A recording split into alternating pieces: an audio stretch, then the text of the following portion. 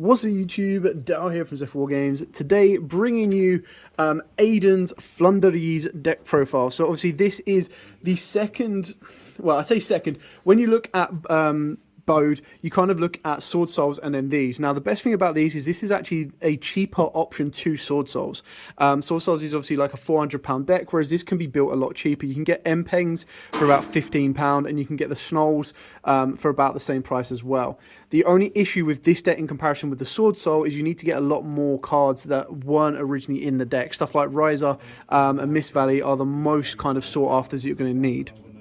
Anyway, he's built this completely from all of the sneaks that have happened these weekends, which is really, really good. And we got to see the deck in action. It all revolves around normals and tributing. And what it allows you to do is it lets you normal and tribute during your opponent's turn, which is what gives it such a big power level. Because you can tribute during your opponent's turn to get into Riser, and you can tribute during your opponent's turn to get into Apex.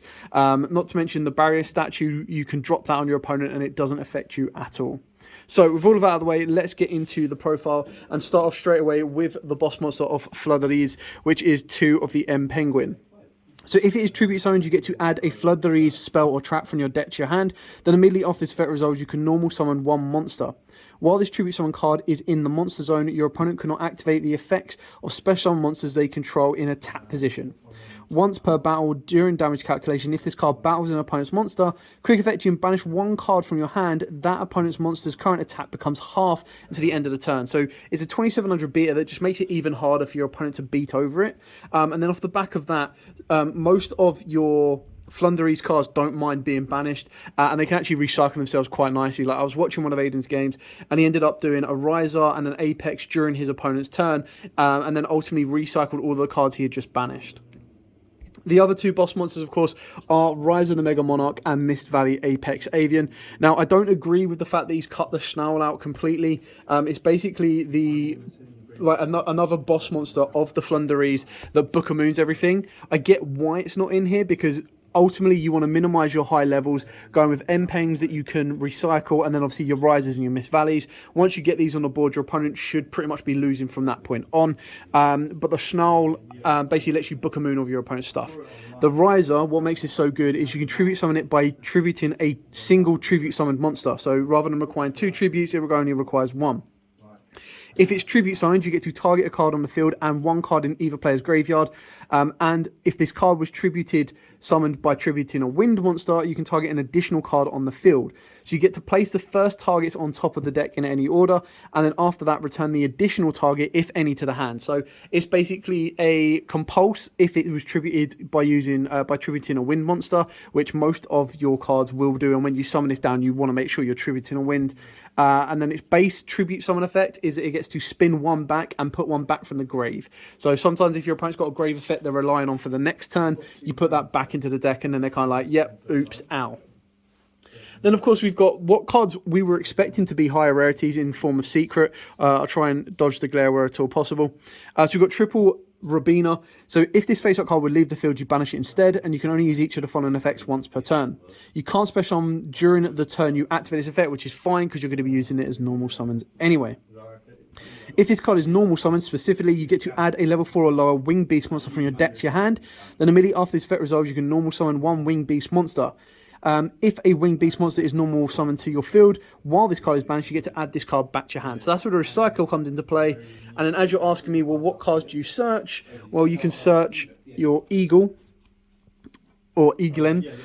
If this face-up card would leave the field, you banish it instead, and you can only use each of the following effects once per turn. You can't special summon during the turn you activate this effect, which again is fine. If it is normal summoned, you get to add a level 7 or higher winged beast monster from your deck to your hand. Then immediately after this effect resolves, you can normal summon 1 winged beast monster. If a winged beast monster is normal summoned to your field while this card is banished, you get to add it to the hand. So again, that's your synergy to get to your M-Pen, and that's straight away you've got your skill drain sort of your M-Pen on board. Not to mention that the other cards you have let you recycle and play around with them. So for the other Flundereeze, we've got the 2 Stry and then the 1 Toucan. So your Stry is, again, if it would leave the field, banish it. If it is normal summoned, you get to target a card in either graveyard and banish it. Then immediately after this effect resolves, normal summon a winged beast in addition to your normal summon or set in a theory. And then the toucan is, again, if its face-up card would leave the field, it gets banished instead. If this card is normal, you can target one of your banished Flundereeze cards and add it to your hand. Then immediately after this effect resolves, you get to normal summon a winged beast. If a winged beast monster is normal to the field while this card is banished, you get to add it back to the hand. So you kind of see how all of the lower levels just kind of recycle themselves when you're doing your tribute summons. So for the one-offs, of course, you've got the one barrier statue. Just dropping this, being able to drop this on your opponent as an additional normal, being able to search it out, can really stun your opponent, not to mention that they're going to get the skill drain of the M-Peng as well. Now, moving on to the hand traps, some of the cards that are just absolutely bonkers that you can play in this is, of course, D-Shifter. The fact that your deck doesn't care about like having their cards banished because they can recycle them, that's where D-Shifter comes into play. And I think this is one of the strongest hand traps when it successfully resolves against your opponent, because it pretty much shuts down everything you need. So it shuts down Drytrons, it'll shut down Source Souls in a sense. It'll also shut down Tri-Brigade as well. So being able to successfully drop this and then continue to make your plays really, really hurts your opponent. Plus, it's a card that not a lot of people will prepare to cross out with, so you kind of get a bit of a bonus from there. Triple Ash Blossom and then triple Droll. I suppose the Droll can kind of be anything you want. Like in his side deck, there are DD Crows, there are searchable cards as well, so it's entirely up to you on the play style you want to go with there. Then, of course, you want to be as consistent as possible. So triple Pot of Prosperity alongside triple Pot of Duality. Obviously, these are all quite straightforward and simple on this one. You don't special summon, you just normal summon a heck of a lot. So Duality is definitely a must in this deck. And then your Prosperity, again, you don't really care about your extra deck. I think the reason they've gone with Prosperity over Extravagance is for the pure fact that there are a couple of cards in your extra deck you may want to summon. So it does give you that option should you need to, and give you alternative views to kind of play through. Keep in mind as well, Flundereeze do get a brand new support card later on in the new year, which basically allows them to dodge certain stuff like Imperms and Veilers, which is really, really important because it is one of them decks that can lose to a certain hand trap like that. But your idea is that you're going to have more than enough to kind of keep moving. He's then got triple Flundereeze and the Magnificent Map. So this is the field spell, and during the main phase you can reveal one level 1 Flundereeze monster in your hand and banish one Flundereeze card with a different name from your deck. Then immediately after this effect resolves, normal summon the revealed monster. If your opponent normals a monster, immediately after this effect resolves, you can normal summon one Flundereeze monster. So the idea behind that is as soon as your opponent puts a monster on board, you can then trigger. And that's when you're going to start going Rabina, that's when you're going to get additional searches, that's when you're going to go Eagland, and that's also where you can end up going into an M-Pen, or ultimately what I saw today is when they end up dropping a Riser and then bounce back that normal summon you've just made and set it up quite nicely. For the other spells, of course, we've got the one Flundereeze and the Unexplored Winds. You can conduct tribute summons that require 2 tributes by sending one monster you control and one card your opponent controls to the graveyard. So it's basically like a continuous Monarch Stormforth in a sense. It's still treated as a tribute summon. During your main phase, you can reveal up to 2 winged beast monsters in your hand and place them on the bottom of your deck in any order. Then draw cards equal to the number of cards placed. So again, it kind of works like a Cosmo Town as well. One terraforming, because the map is important, but the map can be bricky as well. So you want to depth in where at all possible and kind of work it that way. One gold Sark, because your cards don't mind being banished, and then by triggering certain cards when you normal them, you get to add them back to hand. So it's just a quicker route to certain components. Called by the Grave to deal with those pesky hand traps. Possibly what could be in here would be Crossout Designator until they get the new card in, I think it's like not Bode, the new set in February, sorry. Triple Imperm, and then the last one is the one Flundereeze and the Dreaming Town. This card's are actually pretty nuts. So during the main phase, immediately after this effect resolves, normal summon one level 4 or lower Wing Beast. If you tribute summon a level 7 or higher monster while this card is in your graveyard, you banish this card and change all of your opponent's monsters to face down defense position.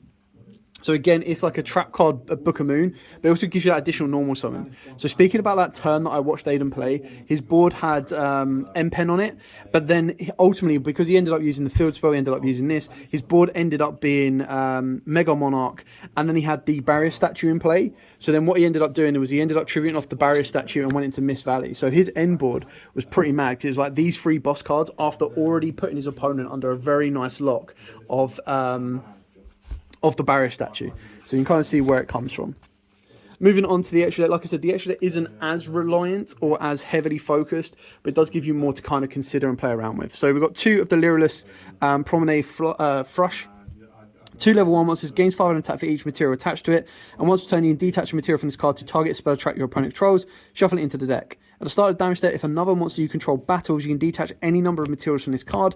That monster gains 300 attack for each detached until the end of this turn. Also rocking 2 of the Nightingale, so this is just a free rank 1 that can attack directly, and then what you're going to be doing is you're going to go Downward and then Zeus. He's obviously with the 2 M-Pens, I believe they are level 10s, so if you do get 2 M-Pens on the board, you can go Gustav Max to burn for time, and then go into a Juggernaut if you need to kind of fill the game off. And then the rest of these are just targets to be sent off of Maximus, because our locals kind of had those abilities where a lot of people were playing the Dogmatica package now that it has become a lot more affordable. So again, you can kind of see, so the reason you send Ferrogy is to draw and put 1 back. You send Nova to summon the Macabre. You can send the Tis to pop your opponent's stuff. And then you got Shirag. So the only other card that I'm a little bit curious as to why he's not got it in here, and I think it's probably because he's gone a bit more aggressive, is stuff like Dogmatica Punishment. I think you could easily put Punishment in here because your extra deck is so free. And that's where you'd probably arguably rely less on this and probably go more so for maybe Extravagance. But that's just something to kind of keep in mind. He's also got the side deck with him because, like I said, he run it today. So triple Nibiru for the combo decks, triple DD Crow, searchable, and believe it or not, DD Crow can actually be very, very damaging against certain deck styles. Triple Dark Ruler no more. You don't want to be sending all of your stuff with Droplet, so you don't mind, because if you've got stuff like Riser, you've got stuff like Flundereeze, and then your Apex, they're definitely strong enough to just beat your opponent's board off. So you can activate the Dark Ruler, clear the board off, and then go from there, which is probably the reason why we've got triple Lightning Storm, double Cosmic, and then a single Harpy's Feather Duster. So you've got your back row Hate, and then Lightning Storm is obviously front row and back row. You've got a searchable hand trap that can be very powerful and a lot of people don't expect. And then you've got your Dark Rulers and your Nibiru's to kind of blow out combo decks and then blow out combo boards. So let's work that way. Anyway, that is it for the Flundereeze profile. I definitely think there are little bits that can be changed and tweaked. And like I said, this is his first iteration of this deck, so I can highly expect that there will be more to be changed and tweaked with. But it's definitely really good and interesting to see. And especially when I watched it happen, I was kind of like, whoa, that's mad. Like I've just watched him tribute summon during his opponent's turn and end a board on an Apex, a Riser, and a Flundereeze M-Peng during his opponent's turn. So he's got bounce, he's got a skill drain in a sense, and then he's also got an Apex, which is just an Omnigate. So pretty nutty. Anyway, thank you so much for watching. Do to like, comment, subscribe, share. Till next time, guys, as absolutely always, stay safe. And of course, happy dueling.